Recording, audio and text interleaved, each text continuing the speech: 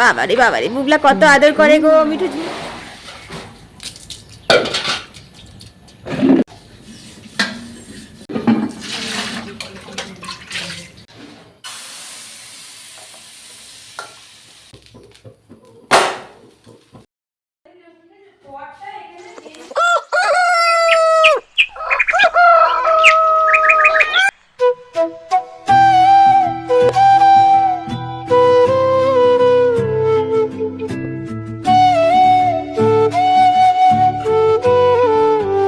শুভ সকাল বন্ধুরা, কেমন আছো সকলে? আশা করি যে যেখান থেকে আমার ভিডিও দেখছো ভালো আছো। আমি অর্পিতা, তোমাদের অর্পিতা, আবার একটা ভিডিও নিয়ে হাজির হয়ে গেছি। এখন বাজে সকাল 6টা। তো বন্ধুরা, তোমরা হয়তো মনে করছো আমার উঠোনটা ধোয়া হয়ে গেছে, কিন্তু একদম না। কাল রাত্রি থেকে এত বৃষ্টি শুরু হয়েছে, আজকে সকালে সেই কারণে না উঠতেই দেরি হয়ে গেল। সারা সকাল মুষলধারা বৃষ্টি পড়ছিল, তাই একটু লেট হয়ে গেল। আর তোমরা তো জানো যে বুবলার এখন পরীক্ষা চলছে, তো বুবলাও না তার জন্য একটু লেট করে উঠেছে। তো ওকে বললাম তোকে আজকে স্নান টান করতে হয় না, তাড়াতাড়ি করে রেডি হয়ে নে। তো ও তো জানোই সেই স্নান করবে, পুজো করবে, তবে স্কুল যাবে। এমনি দিন হলেও হতো, পরীক্ষা যেহেতু সেই জন্য তো করবেই করবে। তো ওদিকে স্নান পুজো সারছে, আর এখানে দেখো আমি ওকে জ্যাম পাউরুটি দিয়ে দিচ্ছি, কারণ আজকে ও জ্যাম পাউরুটি খেয়ে যাবে। আর যেহেতু পরীক্ষা হচ্ছে একটু তাড়াতাড়ি চলে আসবে, তো সে কারণে টিফিন আর নিয়ে যাবে না। তো চলো এখন আমি এগুলো রেডি করে দিই।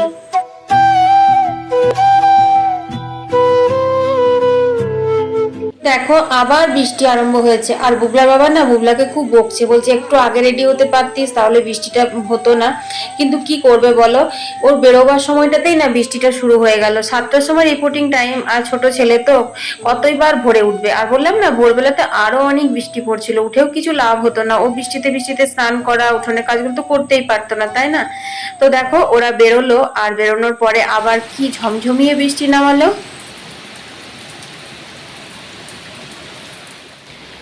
তো খুব জোর বৃষ্টিটা নামালো, আর এই মাত্র বুবলা বেরোলো। তো স্কুল যেতে এখান থেকে মোটামুটি 10-15 মিনিট লেগে যায়, মানে পুরো ভিজে যাবে। আর রেনকোটের প্যান্টটাও তো পরলো না, কি হবে। যে ঠিক বেরোবার সময়টাতে বৃষ্টি নামালো, পিটপিট পিটপিট পড়ছিল, ওটাই জোরে হয়ে গেল। সারা রাত বৃষ্টি হচ্ছে। তো এখন আমি রান্নাঘরে বুবলা বাবার জন্য ব্রেকফাস্ট বানিয়ে নেবো। আজকে করব সুজি ধোসা। সুজি ধোসা বলতে তোমার সুজি নিয়েছি, আর তোমার গোটা জিরে দিয়ে দিলাম, আর কাঁচা লঙ্কা কুচানো দিয়ে দিলাম। খুব বেশি কিছু দেবো না, অল্প একটু আটাও মিক্স করেছি, যা কারণ যদি না ওঠে ঝামেলার মধ্যে আর এত তাড়াতাড়ি করে করতে হবে, তো সেই জন্য আগের থেকে জানা থাকলে একটু দই টই দিয়ে যদি ফেটিয়ে রাখতাম, তাহলে ওঠার কোনো সমস্যা হতো না। আসলে কি বলতো, সুজি ধোসাটা না খেতে বেশ ভালোই লাগে, কিন্তু সেটা তোমার টক দই দিয়ে 4-5 ঘন্টা আগে যদি ভিজিয়ে রাখা হয় তাহলে বেশ ভালো হয়। কিন্তু হঠাৎ করেই বললো সুজি দিয়ে আর দিয়ে ধোসা টাইপের বানিয়ে দাও, তো সেই কারণেই মানে ভিজানো ছিল না। আর এখানে দেখো তাওয়াটাতে প্রত্যেকদিন রুটি করি, তো সেই জন্য না একটু পোড়া পোড়া মাঝখানটা হয়ে গেছিল, তো একটু ধুয়ে দিলাম, কারণ তেল দিয়ে তো আবার যদি না ওঠে সেই জন্য। তো খুব বেশি তেল লাগে না জানো তো, কারণ সুজি তো একটু মানে বেশ মচমচে টাইপের হয়। এটা যেহেতু প্রথম তাওয়া, তাই আমি একটু তেল দিলাম, আর সর্ষের তেল দিলাম, তোমরা চাইলে সাদা তেলেও করতে পারো। তো 1 হাতা ব্যাটার দিয়ে দিলাম, আর দেখো এখানটাতে ভালো করে করে দিচ্ছি। তবে হ্যাঁ, এটা কিন্তু মিডিয়াম টু লো ফ্লেমেই করতে হয়, তাহলে বেশি ভালো হয়। হাই ফ্লেমে করলে কি হয় জানো তো, তলাটা পুড়ে যায় আর ওপরটা কাঁচা থাকে। তো ধোসাগুলো হতে তো সময় লাগবে, ওগুলো করতে করতে আমি এদিকে চলে এলাম বিছানা তুলতে। আর জানো তো বন্ধুরা, আজকে মনটা খুব খারাপ, খুব খুব খারাপ। এক তো বুবলা স্কুলে গেল ভিজে ভিজে, সেটা চিন্তা হচ্ছে। কি বলতো, আমার তো কিছু করার নেই, আমার শুধু বাড়িতে বসে বসে চিন্তা করা ছাড়া আর কিছুই করতে পারি না। তারপর আমার এক জায়বু মারা গেছে, মানে মাসতো জায়বু। তো খুব বেশি বয়স না, বুঝতেই পারছো আমার জায়বু মানে কিরকম বয়সের হবে। তো সেই জন্য মনটা খুব খারাপ লাগছে জানো তো। ওই দিদিটাকে ফোন করলাম, তো এত কান্না করছে যে কি বলবো। আর আমারও মনটা খুব খারাপ হয়ে গেল। আসলে কি বলতো, এত দূরে থাকি, আমার মামার বাড়ি মাসির বাড়ি তো অনেক দূর, তাও আমি চলে যেতাম, কিন্তু বুবলার পরীক্ষা চলছে, একদিনে দুদিনে ফিরতেও পারবো না। তো ছেলেটার তাহলে পরীক্ষা 9 ক্লাসের মিড টার্ম এক্সাম, বুঝতেই পারছো। একদম হাত পা বাঁধাবো, শুধু চিন্তা করা ছাড়া আর কিচ্ছু করার নেই আমার। আর মনটা খুব খারাপ লাগছে জানো তো। আমি রেকর্ডিং করতে হয় সেই করছি, যে আনন্দ নিয়ে যে এনার্জি নিয়ে রেকর্ডিং করি ভিডিও বানাই, সেটা আজকে একদম আসছে না ভেতর থেকে। কিন্তু কি করব, এমনিতে আমার চ্যানেলটা একটু ডিসকাউন্ট চলছে, এর মধ্যে এখানে যদি আমি ভিডিও দেওয়া বন্ধ করে দিই তাহলে অনেক ক্ষতি হয়ে যাবে। তো সেই কারণে যাই হোক, বুগলার বাবাকে মেয়োনিজ দিয়ে আমি টিফিনটা ধোসা দিয়ে দিলাম। আর এখন দেখো আমি ঘরগুলো ঝাড় দিয়ে নিচ্ছি।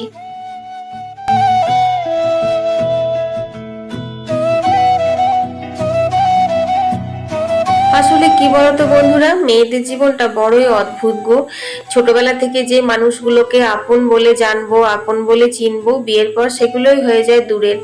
আর যারা অচেনা অজানা মানুষ থাকে তাদের প্রতি কর্তব্য, দায়িত্ব সমস্ত কিছু মাথার উপর চেপে যায়, তারাই হয়ে যায় আপন। আপদে বিপদে যদি কোনো মানুষের পাশে না দাঁড়াতে পারি তাহলে মনটা খুব খারাপ লাগে।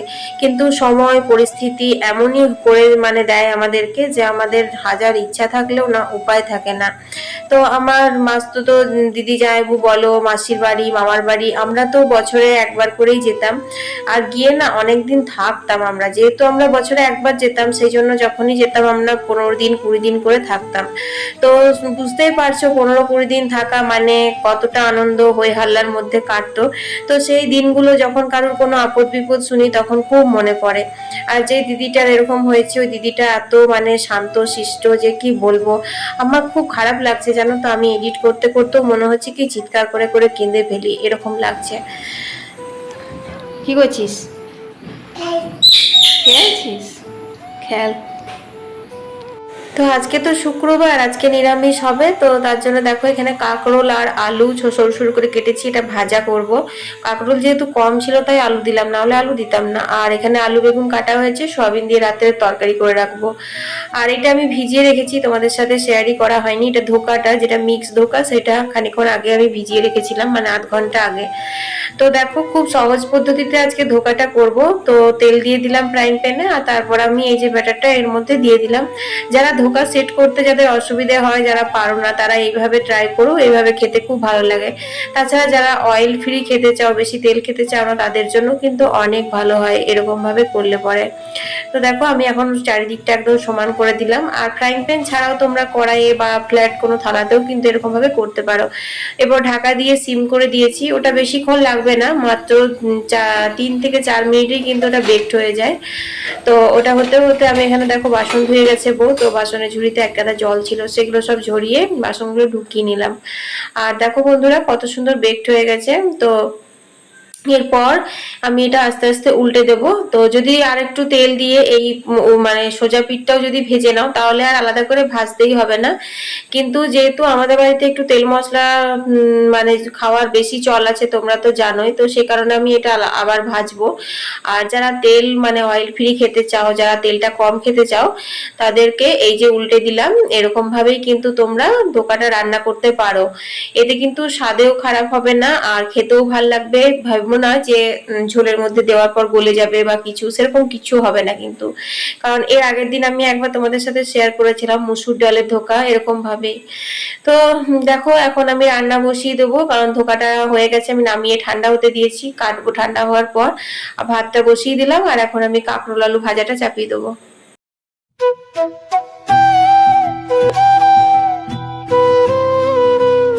জানো তো বন্ধুরা, আজকে নিজেকে খুব স্বার্থপর স্বার্থপর বলে মনে হচ্ছে আমারই আপন জন কত কান্নাকাটি করছে, কত বিপদের মধ্যে রয়েছে, অথচ আমি এখানে কি সুন্দর রান্না বান্না খাওয়া দাওয়া ঘরের কাজ নিয়ে আছি।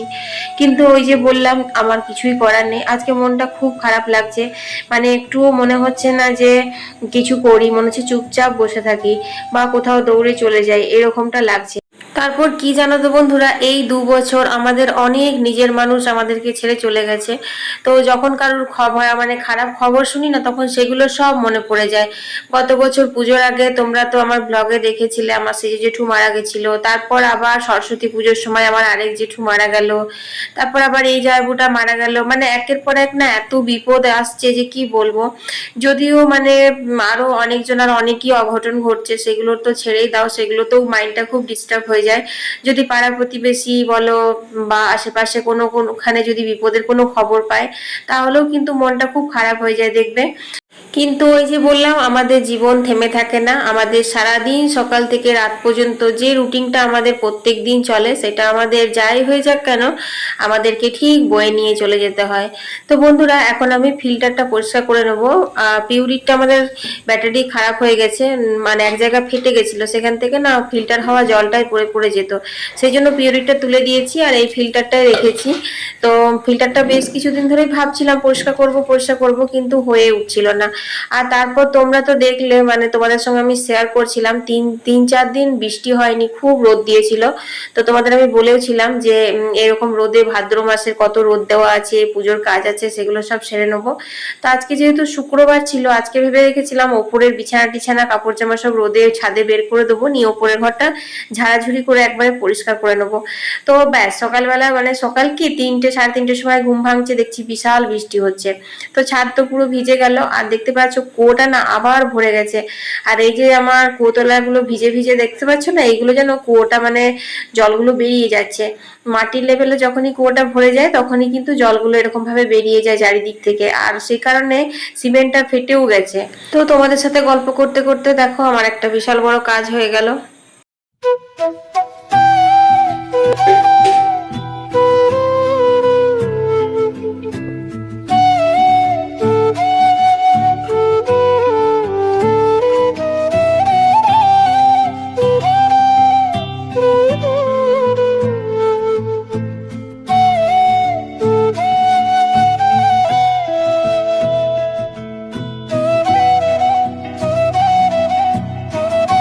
তো দেখো বন্ধুরা, কত সুন্দর সেট হয়ে গেছে। আর আমি এখন আমার নিজের পছন্দ মতো পিস পিস করে ধোকাগুলো কেটে নিচ্ছি। তো এই যে ধরো পিস পিস করে কাটা হয়ে গেছে, এরপরেও কিন্তু তোমরা মশলা কষিয়ে আর এটা রান্না করে নিতে পারো, কিন্তু আমি এগুলো আবার তেলে ভাজবো। তো একদমই ভাজা হয়ে গেছে এগুলো, মানে আমি বেকারই ভাজবো। কিন্তু তোমাদের তো বললামই যে আমাদের একটু অন্যরকম রান্না বান্না খাওয়া অভ্যেস হয়ে গেছে, সেই কারণে। আর দেখো এখানে আমাদের কাঁকরোল ভাজা আলুটা মানে রেডি হয়ে গেছে, আলু কাঁকরোল ভাজাটা। তো এখন চলো এটা নামিয়ে নিই। আলু কাঁকরোল ভাজা অনেকদিন পর করলাম, কারণ আমাদের আলুটা খুব বেশি ব্যবহার হয় না রান্নাতে। তো কাঁকরোলের সাথে আলুটা দিলে পরে খেতে বেশ ভালো লাগে, যেরকম আলু করলা ভাজা, ডাল, সেরকম কাঁকরোল আলু ভাজা, আর পাতলা করে মসুর ডাল। ও হ্যাঁ, ডালও তো করতে হবে। তো যাই হোক, চলো এটা এখন নামিয়ে পরে আমি রাত্রের তরকারিটা চাপিয়ে দিই, তারপর কলের জল চলে এসেছে, জলটাও নিয়ে নেবো।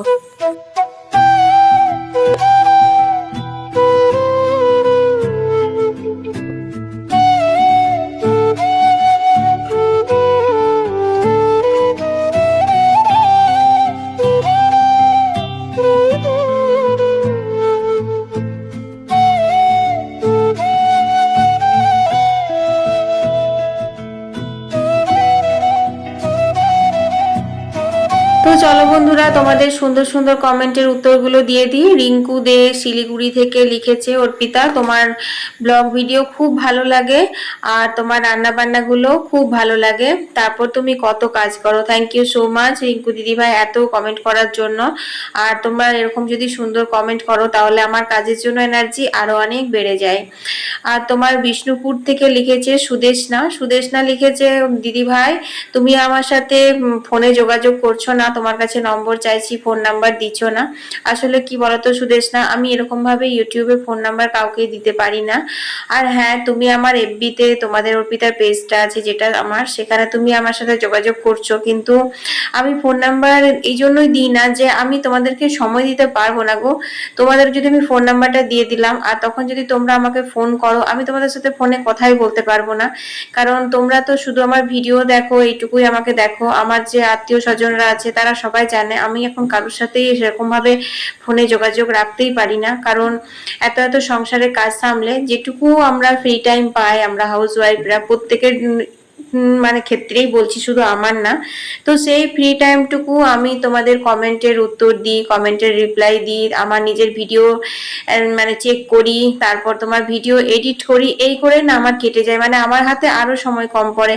আর রাত জেগে অনেকেই আছে, অনেক ইউটিউবাররা বলে আমরা রাত জেগে কাজ করি, অনেক রাত অব্দি জেগে থাকি, কিন্তু রাত জাগা আমার হবে না, কারণ আমার বর মানে বুগলার বাবাও একদম পছন্দ করে না রাত জেগে কোনো রকম কাজ করা। তাছাড়া আমাকে সকালে উঠতে হয়, যেহেতু বুগলার স্কুল থাকে, আর ইংলিশ মিডিয়াম স্কুল, তোমরা তো জানো যে 12 মাস সকালে। তো সে কারণে রাত জেগে কাজ আমার করা হয় না। তো যেটুকু বললাম, তো সন্ধ্যা থেকে মেয়েরা যেখানে সিরিয়াল দেখে, একটু ফোন টোন করে, যোগাযোগ রাখে সবার সাথে, সেই সময়টা আমার কেটে যায় ভিডিও এডিট করতে আর বন্ধুদের কমেন্টের রিপ্লাই দিতে। সেই কারণে আমি কাউকে ফোন নাম্বার দিতে চাই না। তবে হ্যাঁ, তোমরা আমার ভিডিওতে থাকো, তোমরা আমার ভিডিওতে কমেন্ট করো, আমি কিন্তু প্রত্যেকের নাম আমার নিজের ভিডিওতে নিই। পার্সোনালিও অনেককে আমি থ্যাঙ্কস জানাই, এমন না যে আমি কমেন্টের উত্তর দিই না। তো তোমাদের সাথে কথা বলতে বলতে আমার দাদা ফোন করেছিল, সেই কারণে আমি ধোকার ডালনাটা আর তোমাদের সেইভাবে শেয়ার করতে পারলাম না। যাই হোক, ধোকার ডালনা আমার রেডি, ওদিকে কুকারে ডাল বসিয়ে দিয়েছি, ডালটাও হয়ে গেছে। ও এমনি ব্যাপার, লাইটটা জ্বাল। এক্সাম ভালো হয়েছে তো? ঠিক আছে। বহুত রাইটিং আমি এত লিখতে হলো না, এবার শেষ তো 2-3টে এক্সট্রা শিট নিলাম। হ্যাঁ, পুরো অন্ধকার করে এলো একদম। আরে বাপ রে বাপ। তো দেখো বন্ধুরা, এই হচ্ছে ভাদ্র মাসের মেঘ, পুরো মেঘ ডাকছে। দেখো, এই হচ্ছে শ্রাবণের মুষলধারা তো বলা চলবে না, ভাদ্রর মুষলধারা। তো রান্না বান্না কমপ্লিট হয়ে গেল, আকাল করে মেঘ এসেছে। কাচাকুচি সকালে যেগুলো ছিল সেগুলো সব তুলে দিলাম, শুকোবোতে না, যাই হোক ঘরেই মেলবো, কারণ একটু জল ঝরেছে। কি বিশাল কালো করে মেঘ এসেছে দেখো, এই দেখো। হ্যাঁ, সাথে পুরো মেঘ ডাকছে। জানি তো, আমি তো ঘরের থেকেই বলছিলাম তো, খুব জোর জানি, বাবা বললো। তুই তো, আমি ভাবলাম আসবার সময়ও ভিজবি। যাই হোক, তো বুগলা চলে এসেছে, এটাই অনেক, আসার সময় ভিজলো না। চলো আমি স্নান করে পুজো করে নিই, কারণ 12টা বাজতে গেল। এখনও পর্যন্ত মানে অমনিই রয়ে গেছি, দুটো ধোসা খাবো ভেবেছিলাম শখ করে। তো যাই হোক, দেখি পুজো টুজো করার পর দেখা যাবে। চলো আমি পুজোটা করে নিই।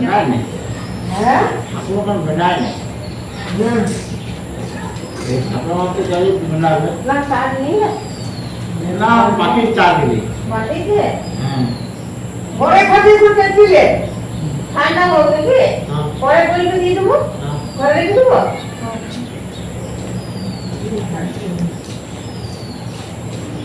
তো বন্ধুরা, এখন বিকেল হয়ে গেছে, তোমরা দেখলে ঘাস কাটতে এসেছে। তো এখন আমি ঘর দুয়ারগুলো ঝাড় দিয়ে নিচ্ছি। আর তখন না খুব বৃষ্টি এসেছিল, জানো তো, এত বৃষ্টি এসেছিল যে তোমাদের কি বলবো। তো সেই বৃষ্টির মধ্যে ভিজে ভিজেই খাওয়া দাওয়া, বাসন কুসন বের করা, করা হলো। তো তারপর একটু শুয়েছিলাম, তো শুয়ে আজ একদম ঘুম আসছে না, কারণ একটার পর একটা মানে টেনশনে হয়ে গেলে পরে না আমার আর ঘুমই আসে না, জানো তো। তো এখন আমি এবার সন্ধে দিয়ে নিচ্ছি, দেখো অনেকটাই অন্ধকার হয়ে গেছে। তো বুগলা এখন এখন তো পরীক্ষার জন্য টিউশন গুলো বন্ধ আছে, তো প্রায় দিনই মানে আমার সাথে মন্দিরে যাচ্ছে, মানে প্রায় দিন বলতে প্রত্যেক দিনই যাচ্ছে।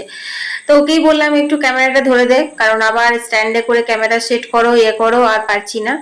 তো যাই হোক, ঘরের সন্ধে দিয়ে এখন আমি মন্দিরে চলে এসেছি। আর এটা ব্যানার্জি মন্দির, তোমরা তো জানোই, এখানে আগে সন্ধে দিয়ে তারপর আমি আমাদের মন্দির যাই, কারণ এটাই আমার আগে পড়ে, তোমাদের আমি এর আগেও অনেকবার বলেছি।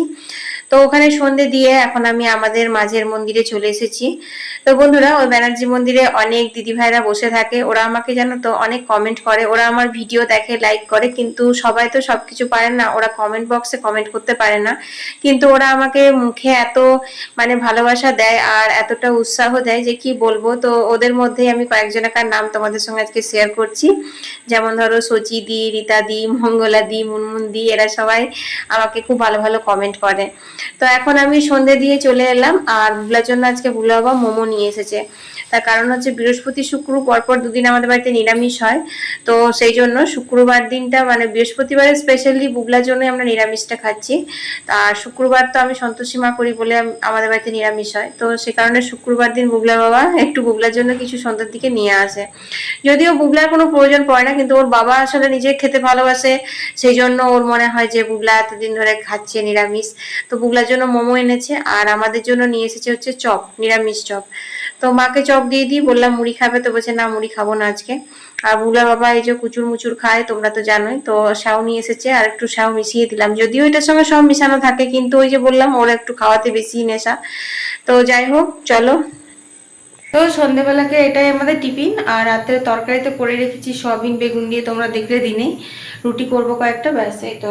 আর ভিডিওগুলো তোমার এডিট করব। আর হ্যাঁ, তোমরা অনেকটা 2টোর সময় ভিডিও আপলোড করছি, সেটাতে তোমরা অনেকজনা জয়েন করছো লাইভে, খুব ভালো লাগছে। তো অনেকে জয়েন করছো, অনেকে বুঝতে পারছো না কীভাবে লাইভ চ্যাট করবে। আসলে ভিডিওটা অন করে দেবে, তারপর কমেন্ট সেকশনটা অন করে কমেন্ট করবে, যখন মানে 2টো থেকে আমি যত মিনিটের ভিডিও দেবো তত মিনিট আর কি। লাইভ হবে। তারপরে তোমার ওই ভিডিওটা তোমরা যদি পরে জয়েন করো, মানে ওই টাইমটার পর যদি জয়েন করো তখন কমেন্ট হবে, লাইভ হবে না। তো ঠিক আছে, 2টোর সময় তোমরা চেষ্টা করো, তাহলে অনেক কথা হবে। সবাই খুব ভালো থেকো, সুস্থ থেকো। কাল আবার একটা নতুন ভিডিও নিয়ে হাজির হয়ে যাব। আমি অর্পিতা, তোমাদের অর্পিতা। টাটা।